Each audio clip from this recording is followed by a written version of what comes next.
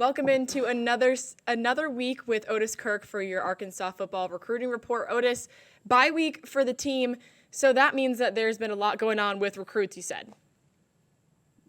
Yeah, they got out and they really extended a lot of offers to junior college players. And that the idea with junior college is quicker impact, and that's what you're going for there. But the trouble with junior college players is really hit and miss. I mean, sometimes you hit and you get a good one, and sometimes you don't. So it's kind of iffy. But I think well, I know Arkansas is in a situation where they're trying to get that, and then of course they'll work on the portal and high school ranks too. But I can see where they're coming from because you can get some immediate help. They really hit the edge rushers because there's a good chance Quincy Rhodes will be in the NFL next year. I don't see him staying in college. He's just had too good a season. Uh, and they've really been after some edge rushers, of course, on the defensive line, a cornerback or two, receiver or two, and then a linebacker. But I think they've really concentrated hard on the edge rusher. Uh, uh, you know, Demata Paco. I don't know if I'm pronouncing his name right. He's from a Ventura College. He's committed to Deion Sanders in Colorado, but he's very interested in Arkansas. His dad played at Michigan State, I believe, and then played several teams in the NFL. So he's got some good bloodlines. He's 6'4", 235 or so, out in California. And then Jalen Anderson, originally from Slidell, Louisiana, is at Pearl River Community College in Mississippi, and he's the number one rated edge rusher in junior college. About 6'3", 241, can really get after it. And he's got 30 something offers. I mean, he's everybody in the country, Florida State, Colorado, Vanderbilt, West Virginia, and Vanderbilt doesn't even go after JUCOs that are, and they've offered him. So I mean, he's got a lot of schools coming after him, and Arkansas is certainly one of them. 11 and a half tackles for loss, 7 sacks on the season. And I don't know what he did this weekend, but that was going into this weekend. Kid I like a lot is Darius Wiley out of Hutchinson Community College, who Arkansas has had some luck recruiting Hutchinson in the past. He's another edge, 6'7", 250. Uh, Arkansas offered him middle of the week. Uh, I tell you what, they played at Highland this weekend. I don't know how he did there. It was Saturday afternoon, but they played Highland, Kansas. But Boise State, Arkansas, just a West Virginia, Southern, a bunch of schools are after Darius, and he's the one I really like. He's not rated. I mean, he's a 3-star like the other, but he's not rated quite. I think he's like the third edge behind Anderson and one other, but I think he's got a chance to really play it. Now, what he does, what I like about him, what he does translates to the next level. And he's a redshirt freshman, so he would have more years to play. He's only been there 2 years and only played one at junior college. So he would have more time to play depending on what they do. If they rule they I mean the rule on that's been messed up. They've said junior college doesn't count. So who knows? But if they go back to the normal set thinking on that, then he would have 3 years to play. So that's a bonus. Assad Chapman is a cornerback, the number one rated cornerback in junior college. Last year, Arkansas got the number one rated corner in junior college, Keyshawn Davila, and he's played some. And this kid, Assad Chapman, he's out at San Bernardino Valley College. Uh, he's another player rated number one at his position. Arkansas offered him. So, I mean, they're really going after some good players. Now, like I said, how they translate from junior college to Arkansas or SEC or wherever they go, it varies. Sometimes they really turn out well, but he projects really well, and then a lot of schools believe in him because UCLA, Arizona, Michigan State, Mississippi State, Miami's offered him, North Carolina, Bill Belichick's offered him. So I mean, he's got a lot of legit offers. So a lot of people feel the same way about him. Kedrick Triplett, another kid at Pearl River, same school that Jalen Anderson from. Triplett's a wide receiver, 6'1", 200, got good speed, 25 catches, 399 yards, and 5 touchdowns after 9 games. Really had carried the ball 8 times for 55 more yards. So he's a threat. Utah, West Virginia, Arkansas.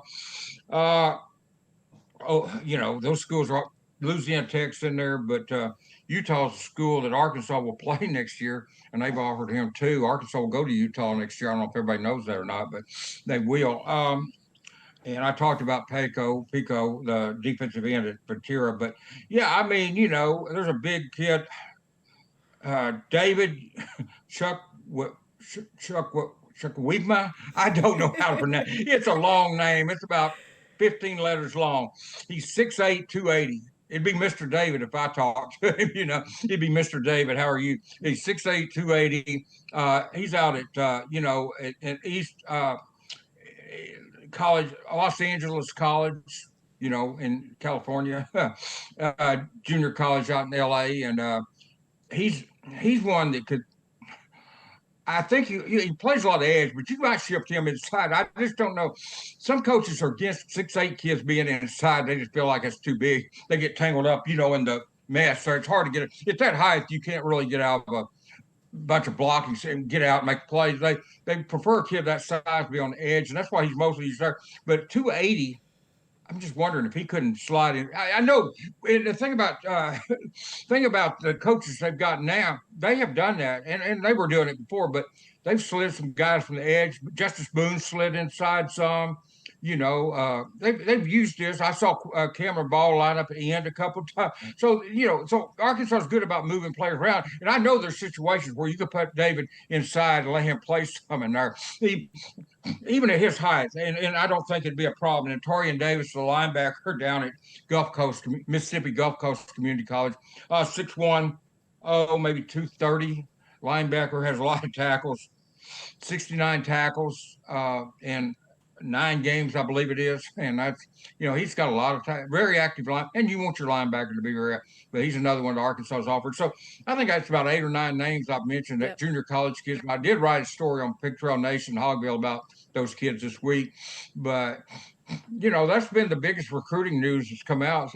But Bobby and him are recruiting like they're going to be here. And that's the only way you can do it. You can't stop recruiting, right. And so they're doing that. And that's the way to go about it. And I know they went out and they saw some other high school players this weekend play at various stops. And so, but sorry, my phone's ringing. But anyway, that's kind of where it's nonstop. But anyway, that's where we're at. And, and we'll see. And, they're going to bring some recruits in for the Missouri game, unless there's something determined then that they're not going to be here, the coaching staff or something. And then they would obviously probably not bring recruits in, but I don't think that'll be the case. I think they'll bring recruits in, and we'll see how it goes. But they've got, more important than that, though, they've got 2 weekends here to try to right the ship a little bit and get a win. Yes. And we'll talk about this in the next segment, but I think, you've got LSU and Missouri and Texas. I know LSU, Texas, and Missouri, but I mean, LSU and Texas, LSU and Missouri to me are winnable games. Now, they've had a lot of winnable games they haven't won. I know people are going crazy when I say that, but I'm just saying they are winnable games. I'm not saying Arkansas will win them. Right. I won't say that because they right, but it's like, how many more of these close games can you keep having? They snatched defeat, jaws of victory, just like Indiana swapped, stole jaws win out of jaws of defeat yesterday. Arkansas finds ways to lose game. But I'm just saying, if they did put together a game, didn't have the turnovers, didn't have the penalties, stuff at the end of the game, they could beat LSU. And by no means am I picking them to beat LSU, but I'm just saying it's probably in Missouri. I haven't been impressed with Missouri all year. I know people think I'm crazy. They've told me the Missouri's really good. One guy told me they're better than A&M, and I haven't seen that. And they got beat by A&M. I never thought they were better than A&M, and I haven't been impressed with Missouri. But that doesn't mean that they won't beat Arkansas. There's been years I wasn't impressed. They still beat Arkansas. So that. But all I'm saying is those are games that if you put it together and really played well, Arkansas could win those 2 games. I don't think they'll beat Texas. I might have till a couple of weeks ago, and then it seemed like something changed for Texas. They've really started playing better football. They were struggling for a while, but I think they're playing better. It'd be a real big upset to beat Texas. What I've said about this team, though, I'd love to see them win a game. Just see what happened after they won a game. Yes. I felt like if they could have beaten Auburn, no telling what would have happened to Mississippi State. Mm-hmm. I felt like if they could just get over the hump one time, it might be you might flip the script flip the whole script completely different, but of course that hasn't happened. So we can what if all day. But I did wonder about that. I told several people the week of the Auburn game. I said if they win this, I think you can see a different team the rest of the season. But obviously they didn't win, and they didn't win Mississippi State. That was two really golden chances to win ball games right there, and they didn't do it. So that's why I'm saying I'm not counting on Missouri and LSU, but I'm just saying those are games that if you play good football, you can win those games. They're not unbeatable by any stretch. Yep. I want to circle back though to the JUCO conversation. You mentioned that they're going after the 8 or 9 of these guys in JUCO. Besides the obvious advantage of them having played a couple of years or a year or so at the college level, technically, why else would they be doing that? Is it kind of an immediate fix you think that they're thinking for next season? Yeah, that's when you recruit junior college, you're recruiting for help next season. That's what you're wanting. Somebody that's maybe 2 years older than a high school kid, 1 year, 2 years, A little 3 bit more years older in developed. some cases than a high school. Yeah. So you're talking about possibly a junior in college versus a freshman, incoming freshman. And there's a big difference. That's why you see juniors playing and freshmen not playing. There's exceptions to everything, and there is that. But I'm just saying it's a rule. But yeah, that's what you're looking for. When you go out and recruit these kids, you're not really recruiting these kids. They may end up being depth pieces, but you're really recruiting them to be your starters and or at least compete for starting spot or be in the rotation. I mean, at edge, you might be the starter, but they're going to rotate that defensive line. They always do. But if you can be in the rotation, that's basically what you're looking for. I mean, if you're going to play 4 edges a game, 4 defensive ends a game, you want to get somebody from junior college. You want him to be in that 4. You don't want him to be the 6th or 7th. You're wasting your scholarship if you do that because you can recruit a high school kid and hope he stays and develop him. So, but that's the exact thing what you're looking for is somebody a little bit older, more physical, more mature, and to play immediately and at least get in the rotation. Whether they start or not, I said start, but really somebody can get in the rotation because most of these schools are rotating their players anyway. It's not like you send 11 defensive players out there and you play 11 or on offense they're recruiting a receiver. It's not like you play 2-3 receivers a game. You rotate that 4, 5, 6 play a game. So that's what you're wanting, though, somebody to be in rotation because you don't want to go get a junior college kid, him not being your top 6 at receiver Right. or your rotation pieces on defense. There's just not much point in recruiting them if they're not that. Right. Well, Arkansas was busy this past weekend because they were able to get out and make a lot of these offers. On the other side of the break, we're going to preview a little bit of LSU and maybe chat some coaching hires. Stick with us.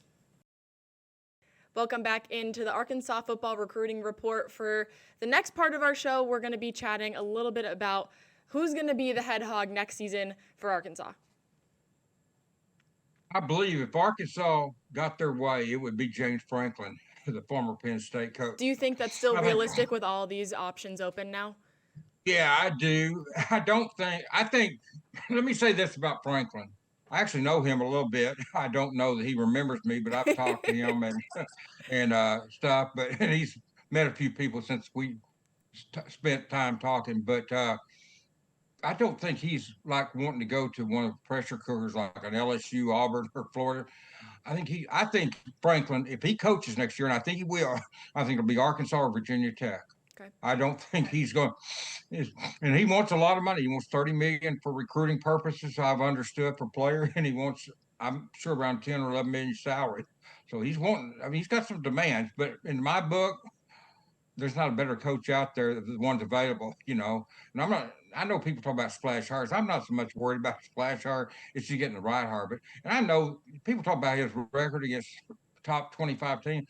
Look, part of that's misleading because Kivins 2-11 on the road in the SEC against top 25 teams, and one of those was beating Tulane, who probably should have been a top 25 start with a backup quarterback. Given beat them. So, look, the coaches that have winning records against those top 25 programs, they're not available Right. for a reason. Exactly. They're either coaching or they're retired and working for ESPN. So they're not or Fox or CBS or somebody. They're not coaching. How many times, I will say this though, how many times, Ohio State and Michigan were winning national championships during that time.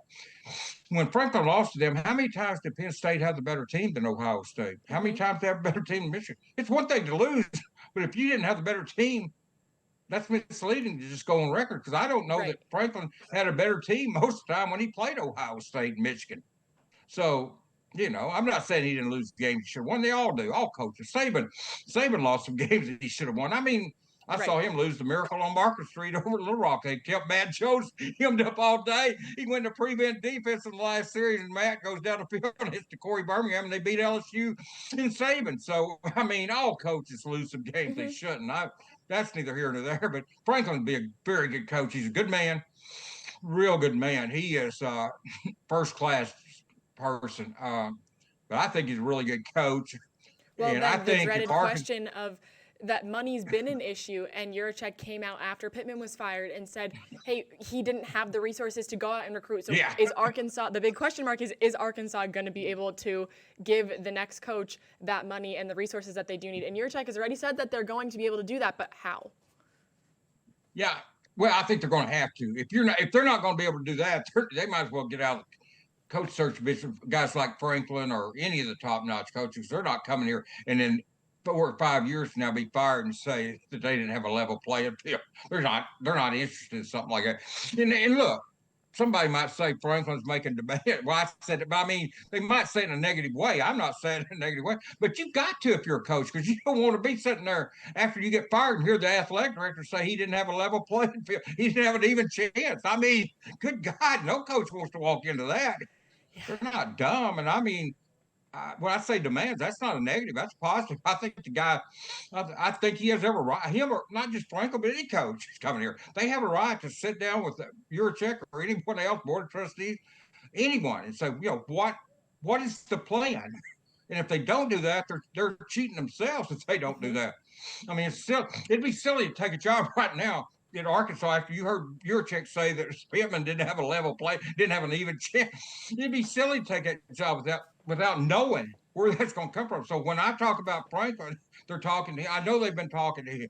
They have to think that they're going to come up with that because otherwise they're wasting their time talking to a coach like Franklin and a lot of these other coaches. To be honest with you, because a lot of these guys, like Alex Golesh down at South Florida, he's in a comfortable situation there. He doesn't have to come to an SEC school and play without a level playing field and get fired in 4 or 5 years. I mean, it's just Arkansas's got to figure out. And I don't see. I think the money's there. I just think they haven't done a I'm not going to put it all on Yurachek, but I just don't think they've done a good job of maxing out what the potential at Arkansas is. I think it's there.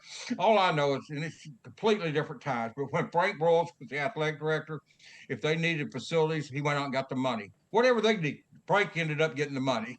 And that hadn't been the case since then. And that's why I think, and I know facilities and stuff is different than NIL. I fully get that. I'm very aware of that. But I'm just saying, the point was, I'm not convinced that Frank was still the athletic director. They wouldn't have plenty of money for that because he'd go out and to me, you got to have a personality when you go out. You got people to give money. You got to have a certain personality and you don't speak to somebody 10 times, 11th time you finally ask them for money. Hmm. I don't know how anxious they are to give you the money. And I know I've had people tell me that they would like to donate, but nobody's asked them to. So so there's money out there, and I don't know if there's 30 million for recruiting and 11 million salary. I don't know that. I don't have the inside numbers over there. But if you don't have something like that, you're wasting your time talking to a coach like Franklin and some of these other coaches. Right. That's what they want, and I don't blame them one bit. I don't, not one bit do I blame them because you're walking into Central. Like I said, you don't want your check to come over to your house in 5 years and fire you, and then in a press conference say you didn't have a level playing field. Right. I mean, it'd be crazy you might get an up and comer that walk in and think he could conquer the world. He might do it. Look, Signetti wasn't a big name hire at Indiana. Lee wasn't a big name hire at Vanderbilt, and I think those have worked out really well. So you Hmm. don't have to necessarily make a big name hire or Hmm. splash hire, which I hate that word splash hire because first place, I don't know that there's actually a splash hire out there in football. But I don't think Saban's coming back, and I just stuff like that. I mean, to me, a splash hire, would be a Saban or somebody like that. And I don't think, and if he does, he's not coming to Arkansas. But I don't think Saban's going to come back, and maybe he does, but and he would be a splash hire. But the rest, I don't even consider Franklin really. I think he's the best hire out there. But I don't know if he's splash hire. I guess it Hmm. depends on a person's definition of splash. I Hmm. don't know. I'm just not real big on that word. Yeah. Well, Arkansas, know, not the only team, one of many teams in the country currently looking for a head coach. Another one of those teams, currently LSU, that's who they face this coming weekend. The Tigers, they have a strong offense, and if they can establish the run game, then it's going to be really difficult for Arkansas and that defense that's already struggled, but has made some progress in the last couple of weeks to stop it. Just preview this game for me. well, Arkansas did a much better job defending the run against Mississippi State than they've done all year. I think the They last they couple of they, games, they their defense has slowly yeah, gotten much better. they played better the last couple. The defense has played well enough the last 2 games for them to win the game. They Yep. haven't done it, but they have played. They're not playing great. I know when I say that, people say they're all. No, I'm not saying they're playing great. Well, I'm saying they're playing well enough for Arkansas to win, and that right now is not all you can ask for. Mm-hmm.